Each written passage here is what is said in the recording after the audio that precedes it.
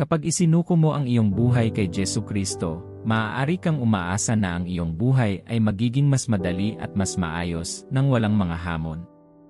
Mahal, malayo iyon sa realidad. Ang pagsuko ng iyong buhay kay Jesucristo ay hindi ginagarantiyahan ang kalayaan mula sa mga pag-atake. Mararanasan mo ang higit na kapayapaan, pananampalataya, at pag-asa kay Jesucristo, ngunit hindi iyon makakapigil kay Satanas na magpadala sa iyo ng mga pag-atake. Sa kasamaang palad, maraming buhay ang nawala dahil sa kanyang mga pag-atake na hindi alam ng marami. Paano mo makikilala kung ang iyong buhay ay inaatake? Sa video na ito, matututunan mo ang siyam na palatandaan na ang iyong buhay ay nasa ilalim ng espiritual na pag-atake at kung paano labanan ang mga ito. Ang isang espiritual na pag-atake ay maaaring magkaroon ng iba't ibang anyo, kabilang ang mga pagsalungat, pakikibaka, o walang katapusang mga labanan, pisikal o espiritual. Ang layunin ng mga pag-ataking ito ay para masiraan ka ng loob at maanod palayo sa Diyos. Huwag kailanman bigyan siya ng silid, mahal na mahal. Bumangon ka at lumaban. Bago tayo magpatuloy, kung magsusubscribe ka pa, mangyaring gawin ito. Pagpalain ka ng Diyos. Ang unang palatandaan na ikaw ay nasa ilalim ng espiritual na pag-atake ay na gusto mong ihiwalay ang iyong sarili. Mayroon kang pagnanais na mapag-isa at mag-isa. Kinasusuklaman mo ang kumpanya ng iba nang walang anumang dahilan. Hindi ito nangyayari sa loob ng 1 o 2 araw, ito ay nangyayari sa mahabang panahon. Sinasabi ng Ecclesiastes 4:9, ang 2 ay mas mabuti kaysa sa 1. Ang talatang ito ay nagpapakita na, bilang isang mananampalataya, kailangan mong makihalubilo sa iba sa Kristiyanong kawan. Kapag ibinukod ka ng dyablo, binibigyan siya nito ng puwang para pahirapan ka, at panatilihin kang makasalanan, na nagpapahirap sa iyo na makawala sa pag-atake na ipinapasailalim sa iyo ni Satanas. Minsan, sa buhay ng isang mananampalataya, hihilingin sa kanila ng Diyos na ihiwalay ang kanilang sarili sa mga tao. Maaaring, sa panahong iyon, nais ng Diyos na italaga mo ang iyong sarili sa Kanya, at ayaw mong magambala ka. Ang panahon ng paghihiwalay na tinatawag ka ng Diyos ay kadalasang sa maikling panahon. Ngunit kapag inaatake ka ng dyablo, inihihiwalay ka niya. Ito ay magiging sanhi ng iyong galit, pait, at sama ng loob na nagtutulak sa iyo na lumayo sa mga tao at maging mag-isa. Ito ay taktika ng kalaban. Sinasabi ng Kawikaan 18:1, ang taong hindi pala kaibigan ay naghahangad ng makasariling mga layunin, laban sa lahat ng tamang pagpapasya, sila ay nagsisimula ng mga away. Maraming bersyon ng Biblia ang gumagamit ng terminong, hindi pala kaibigang tao, upang ilarawan ang isang taong kusang humiwalay o nagbubukod ng kanilang sarili. Dapat kang maging maingat sa mga kalokohan ng kalaban kapag ibinubukod mo ang iyong sarili, dahil ang pagiging nakahiwalay ay nagpapadali para sa iyo na gumawa ng mga kasalanan at pagtakpan ang mga ito nang hindi nagdarasal para sa kapatawaran o pinananatiling nananagot ang iyong sarili. Ginagawa nitong mas madali para sa iyo na malunod sa iyong mga pag-atake, dahil wala kang matatawagan upang tumulong na tumayo para sa iyo sa lugar ng panalangin na nais ng dyablo. Kaya, maging mabilis na malaman kung kailan ka tinawag ng Diyos sa paghihiwalay sa isang panahon at kung kailan ka itinutulak ng dyablo sa paghihiwalay. Hanapin ang pagtitipon ng mga kapatid, patawarin ang mga tao sa iyong buhay, at bigyan sila ng biyaya, dahil bilang isang Kristiyano, hindi ka dapat mag-isa, kailangan mo ng ibang mananampalataya. Ang pangalawang senyales na ang iyong buhay ay inaatake ay ang iyong regressing. Nasa punto ka na ba ng buhay mo na para bang ang mga lumang kasalanan na iyong ipinaglaban at nilupig ay paparating na naman? Ang kasalanan ng pagsisinungaling, panloloko, pagmamataas, kasakiman, at ay bumabalik ng buong lakas. Bumabalik ang mga laban na iyong nalampasan sa nakaraan. Napakaraming tukso ng sabay-sabay. Minamahal, kung nararanasan mo ang lahat ng ito ngayon, ito ay senyales na ang iyong buhay ay inaatake, at kailangan mong makipagdigma kaagad. Ito ay hindi pisikal na digmaan. Tandaan ang Efeso 6:12, sapagkat ang ating pakikibaka ay hindi laban sa laman at dugo, kundi laban sa mga pinuno, laban sa mga otoridad, laban sa mga kapangyarihan nitong madilim na sanlibutan, at laban sa mga espiritual na puwersa ng kasamaan sa makalangit na mga kaharian. Minamahal, ang mga desperado na sitwasyon ay nangangailangan ng mga desperadong hakbang. Dati ka bang nagdarasal ng 1 oras, ngunit ngayon ay parang isang gawain ang pagdarasal ng 20 minuto dahil kulang ka sa mga salita para manalangin?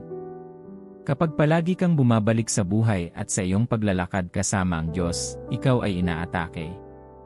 Maaaring ikaw ay masyadong pagod para sa isang araw upang manalangin gaya ng karaniwan mong ginagawa, ngunit kapag ito ay nangyayari ng tuloy-tuloy, dapat kang maging mapagbantay. Huwag maging mangmang sa mga kagamitan ng kaaway. Huwag basta-basta itatabi. Ito ay espiritual na pagbabalik at pag-atake mula sa kaaway. Ang pangatlong senyales na ikaw ay nasa ilalim ng espiritual na pag-atake ay ang napakaraming negatibong kaisipan ang bumabalot sa iyong isipan. Ang luwag na ginagamit ng dyablo sa karamihan ng mga pagkakataon upang salakayin ang mga anak ng Diyos at mawala ang kanilang pananampalataya ay upang siksikan sila ng mga negatibong kaisipan. Nagsisimula silang magduda kung sino ang Diyos sa kanilang buhay at sa buhay ng mga nakapaligid sa kanila. Dumarating sa punto na nagsisimula pa silang mag-alinlangan sa salita ng Diyos at sa mga patotoong ibinibigay ng iba tungkol sa mga gawa ng Diyos. Anumang oras na palagi mong nararanasan ito, inaatake ng dyablo ang iyong buhay. Makikita mo siyang bumubulong ng mga negatibong salita tulad ng, hindi ka sapat, pinabayaan ka ng Diyos, hindi ka makakaligtas dito, napupuot sa iyo ang lahat, at walang dahilan para sundin mo ang Diyos. Kapag patuloy niyang ibinubulong ang mga salitang tulad nito sa iyo, inaatake niya ang kalusugan ng iyong isip. Kapag hinayaan mong kunin ka ng mga negatibong kaisipang ito, mahihirapan kang manalangin sa Diyos, na ginagawang mas madali para sa dyablo na ganap na salakayin ang iyong buhay. Ang ika-4 na senyales na nakakaranas ka ng pag-atake ay ang pakiramdam mo ay hindi kinakailangang pagod. Sinasabi sa atin ng Biblia na hindi tayo dapat mapagod sa paggawa ng mabuti dahil mararanasan natin ang masaganang ani sa Diyos. Kapag nagsimula kang makaramdam ng patuloy na pagkapagod, maaaring ito ay isang senyales na ikaw ay inaatake. Kung wala kang lakas na manalangin, patuloy na maniwala at magtiwala sa Diyos, hindi mo kasama ang iyong sarili at ang iba. Kumilos ka sa mga paraan na alam mong hindi ka dapat kumilos bilang anak ng Diyos, at patuloy kang nakakakita at naniniwala sa mga negatibong kaisipan. Kailangan mong mag-ingat. Ang sabi sa Joshua 1:9, hindi ba ako nag-utos sa iyo? Magpakalakas ka at magpakatatag. Huwag kang matakot, huwag kang panghinaan ng loob, sapagkat ang Panginoon mong Diyos ay sa iyo saan ka man pumunta. Ito ay isang salita ng pampatibay loob sa mga anak ni Israel, na hindi nila kailangang matakot. Kailangan nilang maging malakas at tumanggap ng lakas mula sa Diyos, batid na siya ay palaging makakasama nila. Ang dyablo ay mapanlinlang, alam niyang hindi niya makukuha ang mga anak ng Diyos kapag hindi sila napapagod. Alam niya na ang isang anak ng Diyos na puspos ng lakas ay mas manalangin, mas magtitiwala sa Diyos, at magiging matalas at mabilis na mauunawaan ang kanyang mga kalokohan, na nagpapahirap sa pakana ng dyablo na gumana o magpakita sa kanilang buhay. Kaya, kapag palagi kang napagod, plano ng dyablo na pagod ka hanggang sa puntong hindi ka na epektibo. Gusto niyang panghinaan ka ng loob hanggang sa puntong hindi mo na napansin na matagumpay na pala niyang inaatake ang buhay mo. Ang ika-5 tanda na dapat mong bantayan ay kapag nahaharap sa napakatinding tukso. Sinasabi ng 1 Korinto 10:13. Walang tuksong dumating sa inyo maliban sa karaniwan sa sangkatauhan. At ang Diyos ay tapat, hindi niya hahayaang tuksuhin kayo ng higit sa inyong makakaya. Ngunit kapag kayo ay tinukso, bibigyan din niya ng paraan upang ito ay inyong matiis. Tiyak na darating ang mga tukso, ngunit hindi nila tayo madadaig dahil hindi tayo bibigyan ng Diyos ng higit sa ating makakaya. Gayunpaman, kung nakakaranas ka ng napakaraming mga tukso ng sabay-sabay, maaaring ang iyong buhay ay inaatake. Sa Mateo 26, makikita natin na tinukso ng dyablo si Jesucristo ng 3 beses sa parehong panahon. Ito ay matapos mabinyagan si Jesucristo, at siya ay dinala sa ilang upang mag-ayuno at manalangin bago magsimula ang kanyang pampublikong ministeryo. Sinaway ni Jesucristo ang kaaway sa pamamagitan ng salita ng Diyos. Dumarating ang tukso, ngunit kailangan mong pagtagumpayan ito sa pamamagitan ng salita ng Diyos at ng kanyang biyaya. Huwag magpadala sa mga kasalanan at ang mga tuksong itinatapon sa iyo ni Satanas. Huwag aliwin ang kasalanan o subukang landiin ito. Kapag nasiyahan ka sa mga tuksong sinadya upang pansamantala, nahuhulog ka sa ugali ng pagkakasala, at kung hindi ka mabilis na humingi ng kapatawaran sa Diyos at sa kanyang biyaya na mamuhay ng tama, maaari kang umatras, na siyang pangwakas na layunin ng kaaway. Ang ika-6 na palatandaan na ikaw ay nakakaranas ng isang espiritual na pag-atake ay ang iyong pagnanais para sa Diyos ay nagsisimulang lumiit. Isa sa mga bagay na labis na ninanais ni Satanas ay ang pagtalikod ng mga Kristiyano sa Diyos upang mas marami siyang kasama sa impyerno. Gagawa siya ng ilang paraan upang matiyak na, bilang isang Kristiyano, ang iyong pagnanais para sa Diyos ay unti-unting nababawasan hanggang sa ikaw ay tuluyang nanlamig. Paano ito mangyayari? Mahihirapan kang manalangin. Mahihirapan kang lumakad sa iyong pagtawag.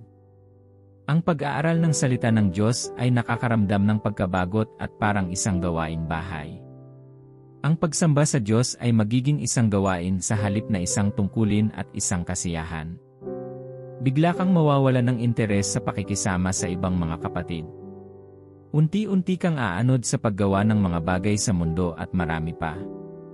Mga minamahal, kung nararanasan mo na ang mga bagay na ito, inaatake ng dyablo ang iyong buhay.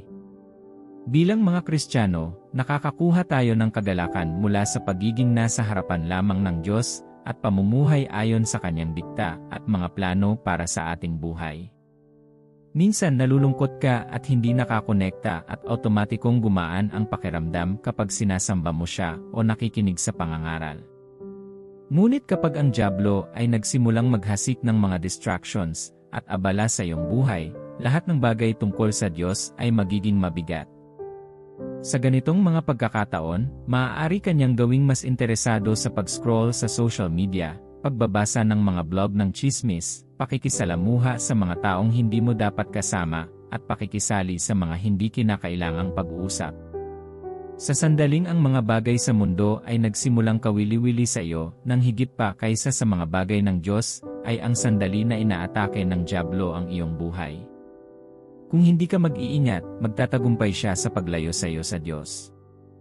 Aling iba pang palatandaan ang nagpapahiwatig na ang iyong buhay ay nasa ilalim ng espiritual na pag-atake. Ang ika-7 tanda ay ang pagpapakita ng hindi maipaliwanag na mga sakit. Kung minsan, habang sinisikap mong palalimin ang iyong kaugnayan sa Diyos at isinasabuhay mo ang kanyang nilalayon na layunin para sa iyong buhay, maaari mong makitang bigla mong sinalot ang iyong sarili ng mga mahiwagang sakit. Sa paghahanap ng mga sagot, maaari kang bumaling sa mga medikal na profesional para lamang matugunan ang mga nakalilitong resulta dahil hindi nila matukoy ang anumang karaniwang dahilan ng iyong sakit. Sa kabila ng pagsunod sa mga iniresetang paggamot, ang iyong kondisyon ay maaaring magpatuloy na mag-iwan sa iyong pakiramdam na walang magawa.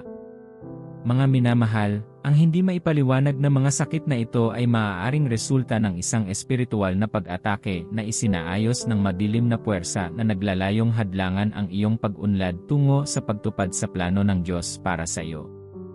Kailangan mong maunawaan na ang karamdaman ay isang kasangkapan upang madiskaril ang iyong pananampalataya, ilihis ang iyong pagtuon mula sa mga banal na layunin, at sa huli ay mailigaw ka. Sa ganitong mapanghamong panahon, ang pagpapanatili ng iyong pananampalataya at paghanap ng espiritual na patnubay ay makakatulong sa iyo na maprotektahan mula sa mga pag-ataking ito at magbigay ng lakas upang madaig ang kahirapan habang tinatahak mo ang espiritual na labanang ito. Ang ika-8 mahalagang senyales na ikaw ay nakakaranas ng isang espiritual na pag-atake ay na ikaw ay may mga demonyong pangarap. May mga pagkakataon na ipinakita sa iyo ng Diyos ang mga bagay sa pamamagitan ng mga panaginip upang mas magkaroon ka ng kamalayan at harapin ang mga ito sa lugar ng panalangin. Gayunpaman, may mga pagkakataon din na inaatake ka ng dyablo sa pamamagitan ng mga panaginip. Kung nakakakita ka ng mga demonyo, maitim na figura, niloloko, o inaatake sa iyong mga panaginip at hindi mo ito madaig, ang iyong buhay ay inaatake. Kapag palagi mong nararanasan ang mga demonyong panaginip na ito, kailangan mong manalangin at lumapit sa Diyos. Sa Lucas 10:11 makikita natin. Binigyan ko kayo ng kapamahalaan na yurakan ang mga ahas at mga alakdan at upang talunin ang lahat ng kapangyarihan ng kaaway, walang makapipinsala sa inyo. Ang talatang ito ay nagpapakita na tayo ay mga mananakop, kaya naman kahit sa ating mga panaginip, dapat nating daigin ang dyablo at ang kanyang mga kalokohan. Kapag mayroon kang mga bangungot o panaginip at nanghina sa mga panaginip na iyon, kailangan mong maging seryoso sa lugar ng panalangin. Kailangan mong manalangin laban sa dyablo gamit ang salita ng Diyos at sirain ang kanyang mga plano. Tandaan, ikaw ay sinadya upang maging matagumpay kahit sa panaginip dahil ikaw ay anak ng Diyos at binigyan kanya ng tagumpay tulad ng kanyang ipinangako. Ang mga pangarap ng demonyo ay dapat harapin sa lugar ng panalangin. Kung pagkatapos manalangin at magtiwala sa Diyos nararanasan mo pa rin ang mga panaginip na ito, dapat mong suriin ang bahagi ng iyong buhay na nagbibigay kay Satanas ng legal na pag-access upang salakayin ka sa pamamagitan ng mga panaginip. Inaaliw mo ba ang kasalanan, nakikihalubilo sa maling pulutong, o nakikinig o nanonood ng hindi mo dapat gawin? Hindi mo madadaig ang mga kalokohan ng dyablo at maging matagumpay kung ikaw ang nagbibigay kay Satanas ng daan sa iyong buhay sa pamamagitan ng makasalanang pamumuhay. Ang ika-9 na senyales ay kapag palagi kang nakakaranas ng kakulangan. Sinasabi sa Juan 10:10, ang magnanakaw ay dumarating lamang upang magnakaw at pumatay at pumuksa. Ako ay naparito upang sila'y magkaroon ng buhay at magkaroon nito ng lubos. Ang talatang ito ay nagpapakita na ang plano ng dyablo, sa lahat ng oras, ay darating upang nakawin ang ibinigay sa atin ng Diyos. Binigyan ng Diyos ang bawat isa sa kanyang mga anak ng mga pagpapala, kayamanan, mga regalo, mabuting kalusugan, at ngunit dumating ang dyablo upang kunin iyon. Kung siya ay magtagumpay, siya ay pumatay at sumisira sa proseso. Kapag patuloy kang nabaon sa utang, nag-aayos ng mga pinsala, at palaging nagtatrabaho ng walang pagod na walang maipakita, inaatake ang iyong pananalapi. Hindi kailanman nais ng Diyos na ang kanyang mga anak ay magkukulang. Ito ang dahilan kung bakit patuloy niyang pinagpapala ang kanyang mga anak upang makuha nila ang lahat ng kailangan nila. Ngunit kung minsan, maaaring salakayin ng dyablo ang iyong pananalapi. Kung hindi ka mag-iingat, maaari siyang magdala ng sakit sa iyong paraan o magpabaya sa iyo sa pagbabayad ng iyong ikapu upang magkaroon siya ng mga batayan upang salakayin ang iyong buhay pinansyal. Maaaring itapon niya ang napakaraming issue sa iyo na wala kang magagawa kundi gugulin ang iyong mga mapagkukunan sa pag-aayos ng mga isyung iyon. Kung pinagdadaanan mo ito ngayon, mangyaring lumapit sa Diyos. Ang Diyos lamang ang makapaglalabas sa iyo mula sa panahon ng kakulangan tungo sa panahon ng kagandahang loob. Ngayong alam mo na ang siyam na mahahalagang palatandaan na ang iyong buhay ay maaaring nasa ilalim ng espiritual na pag-atake, kailangan mong malaman ang mga hakbang na maaari mong gawin upang matiyak ang iyong tagumpay laban sa kaaway. Ang unang hakbang na maaari mong gawin ay ang pagdarasal. Ang pagdarasal ay mahalaga sa buhay ng isang mananampalataya. Hinimok ni Jesucristo ang kanyang mga disipulo sa Biblia na manalangin ng walang tigil dahil alam niya kung ano ang maaari nating makamit sa pamamagitan ng panalangin. Alam din ito ni Satanas, at ito ang dahilan kung bakit inaatake niya ang buhay panalangin ng mga Kristiyano. Kapag matagumpay na inatake ng dyablo ang iyong buhay panalangin, ikaw ay walang pagtatanggol at bukas sa anumang uri ng pag-atake mula sa dyablo. Hindi mo na isinusuot ang buong baluti ng Diyos upang lumaban at wala ka sa pagkakasala. Kapag nananalangin ka, tumatawag ka sa Diyos na tulungan ka. Nag-uutos ka ng mga bagay, at naganap ang mga ito, kabilang ang pag-uutos na ang espiritual na pag-atake na kinakaharap mo ay pangasiwaan ni Kristo. Mahalaga na kapag ikaw ay nananalangin, hindi ka nag-aalinlangan na sasagutin ka ng Diyos at alisin ang espiritual na pag-atake na iyong kinakaharap. Ang ilang mga hamon at pag-atake ay nananatili sa ating buhay hindi dahil hindi tayo nagdarasal kundi dahil nagdarasal tayo habang nagdududa na ililigtas tayo ng Diyos mula sa pag-atake. Ang pangalawang bagay na maaari mong gawin ay mabilis. Napakaraming tao ang hindi nakakaalam na ang pagdarasal at pag-aayuno ay dapat magkasabay. Sa Biblia, may panahon na sinabi ni Jesucristo sa kanyang mga disipulo na may mga bagay na hindi nawawala maliban sa pamamagitan ng pag-aayuno at panalangin. Kaya, kung ikaw ay nanalangin sa Diyos at alam mo na ikaw ay namumuhay sa tamang katayuan sa piling ng Diyos, ngunit ang iyong buhay ay nasa ilalim pa rin ng isang espiritual na pag-atake, oras na para sa iyo na magsagawa ng pag-aayuno. Huwag isipin na hindi ka maaaring mag-ayuno dahil hindi mo pa ito nagawa. Hilingin sa Diyos ang biyayang mag-ayuno at buong pusong maniwala na sasagutin ng Diyos ang iyong pagsusumamo at darating para sa iyo. Ang ikatlong bagay na magagawa mo kapag ang iyong buhay ay nasa ilalim ng espiritual na pag-atake ay ang magsisi. Ang dyablo ay maaaring magkaroon ng kalayaan sa kasalukuyan upang salakayin ang iyong buhay dahil pinahintulutan mo siyang gawin ito sa pamamagitan ng paggawa ng kasalanan. Nabubuhay ka ba sa isang kasalanan na sa tingin mo ay napakaliit o hindi gaanong mahalaga? Bumalik ka na ba sa pamumuhay na iyong tinuligsa noong ibigay mo ang iyong buhay kay Kristo? Pinaglalaruan mo ba ang kasalanan, na kinukumbinsi ang iyong sarili na ito ay hindi ganoon kalubha o malalim at na maaari mong lampasan ito? Kapag nagkasala ka, binuksan mo ang iyong sarili sa pag-atake ng kaaway. Wala ka ng bakod ng proteksyon sa paligid mo na nag-iwan sa iyo na mahina sa mga kapritsyo ng kaaway. Kaya ngayon, humingi ng kapatawaran sa Diyos. Isuko ang lahat ng iyong mga kasalanan ng buo sa Diyos, gaano man ito kalaki o kaliit.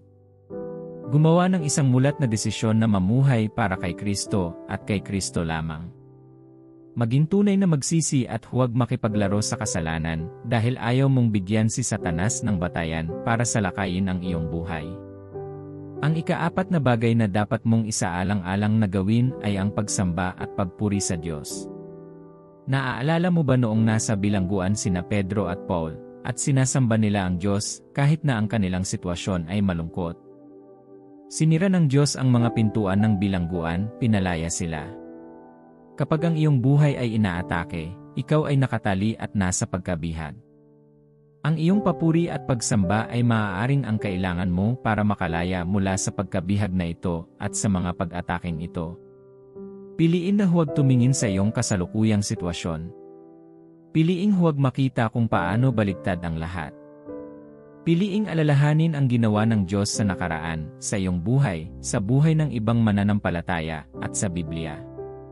Huwag kang panghinaan ng loob.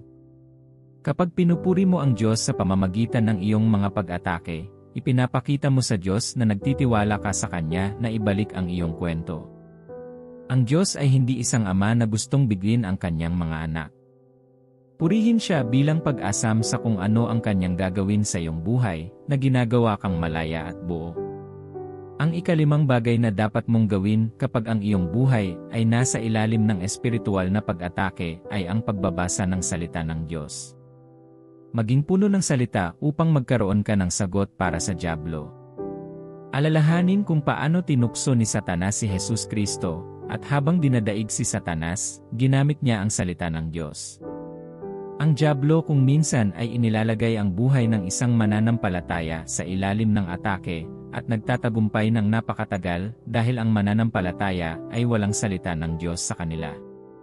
Kapag pinag-aralan mo ang salita ng Diyos, alam mo ang mga pangako ng Diyos para sa iyong buhay.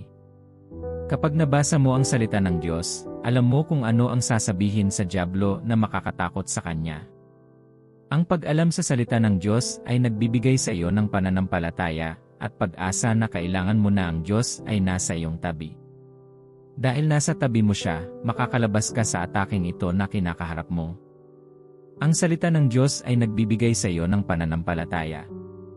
Ang pag-alam sa salita ng Diyos ay nagbibigay daan sa iyo na manalangin. Kung nakikita mo ang isang mananampalataya na nahihirapan sa lugar ng panalangin, ito ay dahil wala silang salita ng Diyos sa kanila. Sa makatuwid, hindi sila maaaring manalangin ng mabisa.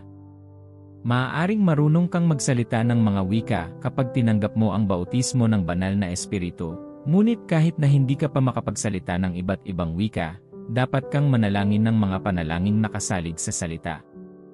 Walang paraan na mananalangin ka sa Diyos na binabanggit ang kanyang mga salita at pangako na kanyang ginawa sa banal na kasulatan na hindi niya sasagutin. Ang isang bagay na dapat mong laging tandaan ay ang Diyos ay hindi sinungaling.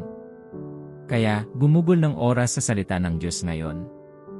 Ang isa pang mahalagang paraan upang madaig ang pagsalakay ng kaaway ay sa pamamagitan ng pagsusuot ng buong baluti ng Diyos, gaya ng inilarawan sa Efeso 6:10-18. Ang espiritual na baluti na ito ay kinabibilangan ng sinturon ng katotohanan, ang baluti ng katuwiran, ang mga sapatos para sa ebanghelyo ng kapayapaan, ang kalasag ng pananampalataya, ang helmet ng kaligtasan, at ang tabak ng espiritu, na siyang salita ng Diyos. Sa pamamagitan ng pagsusuot ng buong baluti ng Diyos araw-araw, maaari tayong maging malakas na tumayo laban sa mga pag-atake ng kaaway. Mahalaga rin na tandaan na hindi tayo binigyan ng Diyos ng espiritu ng takot kundi ng kapangyarihan, pag-ibig, at mabuting pag-isip. 2 Timoteo 1:7. Kapag nahaharap sa mga espiritual na pag-atake, makakatagpo ka ng kaaliwan at lakas sa pagkaalam na ang Diyos ay kasama mo at hindi ka iiwan o pababayaan. Sa pamamagitan ng pagtitiwala sa mga pangako ng Diyos at pag-asa sa kanyang lakas, malalampasan mo ang anumang pag-atake ng kaaway na darating sa iyo. Manalangin tayo. Panginoon, lumalapit ako sa iyo ng may kababaang loob, naghahanap ng iyong banal na interbensyon at proteksyon laban sa walang tigil na pag-atake ng kaaway. Ikaw ang makapangyarihang Diyos, ang isa na namamahala sa lahat ng nilikha, at nagtitiwala ako sa iyong kapangyarihan na iligtas ako mula sa mga pakana ng masama. Sa gitna ng magulong labanan na nagaganap sa aking paligid, tulungan mo akong mahanap ang aking kanlungan sa iyo, O Panginoon. Kumapit ako sa iyong salita bilang aking kalasag at aking kuta, batid na sa iyong harapan, walang sandata na ginawa laban sa akin ang magtatagumpay. O makapangyarihang Ama, buong kababaang loob kong hinihiling ang iyong banal na interbensyon sa pagtagumpayan ng kaaway. Bigyan mo ako ng karunungan upang makilala ang kanilang mga mapanlinlang na paraan at lakas upang labanan ang kanilang mga tukso. Nanalangin ako para sa kapatawaran para sa anumang mga maling nagawa ko na maaaring nagbukas ng pinto sa impluwensya ng kaaway. Linisin mo ako sa lahat ng karumihan at punuin mo ako ng iyong banal na espiritu upang ako ay makalakad sa katuwiran at katotohanan. Idinadalangin ko ang iyong banal na pagtatakip sa aking buhay, sa aking mga mahal sa buhay, at sa lahat ng may kinalaman sa akin. Palibutan mo ako ng iyong mga hukbo sa langit, upang ako ay maprotektahan mula sa mga palaso ng kaaway at sa mga patibong na inilatad para sa akin. Hayaang lumiwanag ng maliwanag ang iyong liwanag sa kadiliman, inilalantad ang bawat nakatagong pakana, at inilalantad ang bawat masamang pakana na naglalayon sa aking pagbagsak.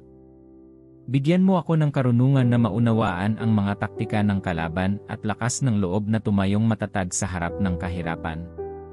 Palakasin mo ang aking pananampalataya, O Diyos, upang hindi ako mag-alinlangan sa oras ng kabagabagan, ngunit manatiling matatag sa aking pagtitiwala sa iyo. Punuin mo ako ng iyong kapayapaan na higit sa lahat ng pangunawa. Ipinapahayag ko ang iyong tagumpay laban sa mga puwersa ng kadiliman na naglalayong saktan ako. Sa pamamagitan ng kapangyarihan ng iyong pangalan, sinasaway ko ang bawat pag-atake ng kaaway at iniutos ko itong tumakas mula sa aking harapan, dahil mas dakila siya na nasa akin kaysa sa nasa mundo. Lumalakad ako sa otoridad na ibinigay mo sa akin upang yurakan ang mga ahas at mga lakdan. Naway ang iyong mga banal na anghel ay magkampo sa paligid ko, na nagbabantay sa bawat banta, at panganib na nakakubli sa anino sa aking buhay at lahat ng bagay na may kinalaman sa akin. Hayaang bunot ang kanilang mga espada sa aking pagtatanggol, handang saktan ang bawat kalaban na nangahas na lumapit sa akin. Ingatan mo ako ng iyong katuwiran at bihisan ako ng iyong pagliligtas, upang ako ay makatayo ng walang kapintasan at hindi nasaktan sa harap mo. Inaamin kong nalulula ako sa mga hamon at pakikibaka na nakapaligid sa akin, ngunit alam ko na sa iyong kapangyarihan at lakas, malalampasan ko ang anumang hadlang sa aking landas. Panginoon, protektahan mo ako mula sa mga patibong at mga bitag na inilagay ng kaaway upang ibagsak ako. Palibutan mo ako ng iyong makalangit na hukbo, protektahan mo ako ng iyong kamay na nagtatanggol, at patnubayan ako ng iyong karunungan upang makalakad ako sa iyong liwanag at katotohanan. Punuin mo ako ng iyong kapayapaan na higit sa lahat ng pangunawa. Bigyan mo ako ng pahinga, Panginoon. Tulungan mo akong tumayong matatag sa aking pananampalataya at lumabas na matagumpay kasama ka sa aking tabi. Palakasin mo ang aking espiritu, patibayin ang aking isipan, at bigyan ako ng kapangyarihan ng iyong pag-ibig upang ako ay maging isang tanglaw ng liwanag sa madilim na mundong ito. Panginoon, buong buo kong isinusuko ang aking sarili sa iyong kalooban at sa iyong proteksyon. Nagtitiwala ako sa iyong walang pagkupas na pag-ibig at walang hanggan na biyaya upang iligtas ako hanggang sa sukdulan. Dalangin ko na akayin mo ako sa luntiang pastulan, kung saan makakatagpo ako ng pahinga at pagpapanumbalik. Salamat, Panginoon, sa pagdinig ng aking panalangin at pagsagot sa akin sa oras ng aking pangangailangan. Sa pangalan ni Jesus, kami ay nananalangin. Amen. Natutuwa akong napanood mo ang video na ito hanggang sa puntong ito at alam kong pinagpala ka. Kung hindi ka pa subscriber, mangyaring mag-subscribe. Ayon ang iyong mga abiso upang maabisuhan ka sa bawat oras na mag-post kami. I like ang video na ito at ibahagi ito sa iba.